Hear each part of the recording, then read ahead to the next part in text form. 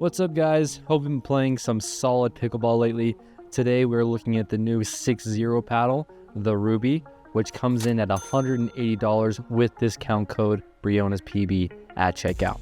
It is the first paddle in the world to have a 100% Kevlar face.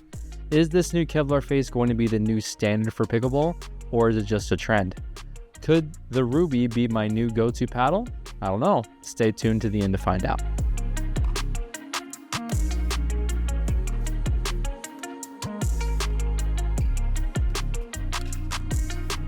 The new Ruby has very similar specs to the double black diamond. The only things that are different are the face material, average weight, swing weight, and the twist weight. The biggest difference you can tell right off the bat is how amazing this paddle looks. It's my favorite looking paddle of the year so far. The crimson red face and the white accents are such an eye catcher. But the second you feel the face, you can tell something is up. 6-0 used a crossed woven cloth pattern for the paddle face, making it insanely gritty upon touch. If you brush it up against your clothing, it will grab it and hold it in place. But the Kevlar face that is on the Ruby is from a company named DuPont Kevlar. They're one of the leading premium Kevlar manufacturers in North America. Kevlar itself has an extremely high impact resistance and is abrasion resistant, hence why bulletproof vests and clothing are made from it. I am super excited about this. I've always griped about how long paddle grit lasts, because once your paddle grit is gone, you essentially have to buy another paddle. I'm so happy 6-0 is trying to find a solution for this. With the Ruby being a variation of the double black diamond, there are going to be similarities in almost every way. One of the few ways this paddle is different though is the pop and the power. For power, this is in between the more powerful black diamond, which is considered a power paddle, and the double black diamond, which is an all-core paddle. The Ruby feels rock solid off of drives and serves. I can definitely tell the difference in power compared to the double black diamond. My serves are landing deeper with the same amount of effort, and my drives are getting on top of my opponents much quicker. But the Ruby is less poppy than the double black diamond. I'm certain that the Kevlar face has something to do with that. Kevlar is not as stiff of a material as carbon fiber is, which would play a role in how much pop it has. The pop isn't bad at all, just a little bit less than the double black diamond. I'm kind of sad about that because the pop on the double black diamond was one of my favorite things about it. The RPMs on this paddle are top tier at 2,213. With this new Kevlar face, I'm hoping that these numbers stay in the 2,000 RPM ranges longer than any paddle before. Fingers crossed. But there wasn't a single shot that I felt the spin drop off on. I was able to really swing through the ball in drives and serves, and the spin kept the ball in no problem. I actually had to make an adjustment to my ball clearance over the net on serves because of the first couple of games. All my serves were landing super short from my ball having so much more spin than I was used to. Third shot drops with this felt like a breeze with my top spin roll, really making the ball dive down into the kitchen. I really enjoyed my returns with this as well. My slice return had ridiculous amounts of backspin, making my opponents drop their thirds into the net more than normal.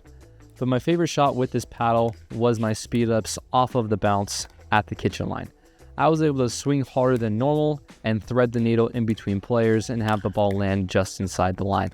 There were plenty of times where I thought to myself after hitting a speed up, that would have been a foot out if I were using the double black diamond right now.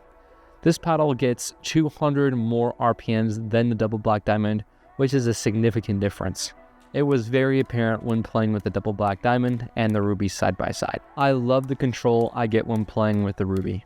I'd say that the Ruby has more control than the double black diamond. I credit that to a couple of different things. First, the Ruby's sweet spot is enormous and is even larger than the double black diamond. It is an amazingly forgiving paddle. Paired with its great twist weight, framing balls isn't a huge deal because tons of energy is still being transferred into the ball from the paddle.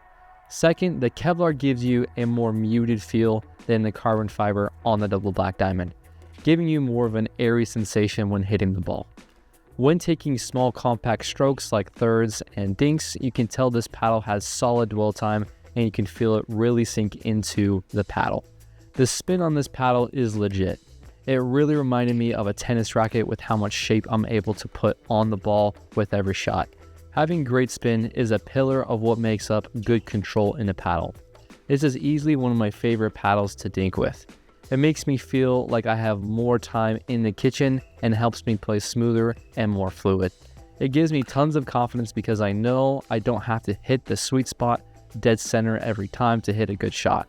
I like the feel of the Ruby more than the double black diamond, but this is one of those paddles that you have to break in first to get its true feel. Out of the box, it felt pretty stiff. But after about 5 hours of play, I felt it loosen up a decent amount. After it loosened up, I loved the way this felt off the face. Because of its great twist weight, there's almost no vibrations when hitting the ball, even on off-center shots. I did notice that you only get that nice airy feeling when there wasn't tons of force applied to it, like hitting a drive or even hitting a reset. The nice airy sensation came when hitting dinks at the kitchen line and third shot drops.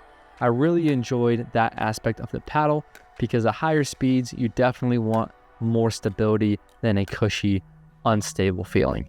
Speaking of stability, I didn't even feel like I needed to add lead tape to it, but I eventually did with 0.4 ounces total at the 4 and 8 o'clock positions on the paddle. The tape added even more stability, which is not a surprise. It wasn't a huge difference like other paddles with lower twist weights, but enough to where I didn't want to take it off. But this is one of those paddles that doesn't need lead to make it great. It is tournament ready right out of the box. The 6-0 Ruby is the first all Kevlar face on a pickleball paddle, and it won't be the last. 6-0 continues to innovate and pushes the boundaries of what a pickleball paddle can do. I do believe that the Kevlar face is going to last much longer than your typical carbon fiber, and I will keep you updated with this as time goes on. I can see every major pickleball paddle company coming out with their own line of paddles with a Kevlar face. But the real question is the Ruby my new go-to paddle? Yes, it is. The Ruby adds upon the many strengths of the double black diamond, such as a larger sweet spot, more spin, more stability, better looking, and more power. The only thing that it lacks compared to the double black diamond is a little bit of pop and the price. But it's not by much. The double black diamond is $20 cheaper, but the things that $20 gets you in the Ruby is well worth it in my opinion. And that is a trade-off I can live with. I know we just released the top 5 paddles of the year, but this one got to us right as we were finishing up the top 5 video. But I can confidently say that I can recommend this paddle to any player, beginner and pro alike. 6-0, thank you for making my new favorite paddle. If you'd like to pick this paddle up, you can use Briones PB at checkout to save some cash and to support the channel. Huge thanks for all of you guys for watching. Pound that like button, and I will see you guys in the next video.